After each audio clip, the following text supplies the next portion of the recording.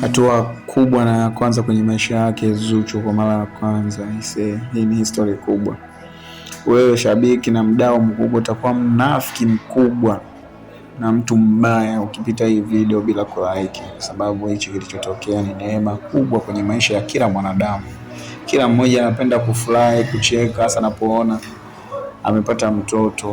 Haichagui wewe wa kike au wa kiume, lakini binafsi kila mmoja kwenye maisha yetu tunayoishi anapenda kuwa na furaha, na furaha yenyewe ni jambo kubwa la namna hii.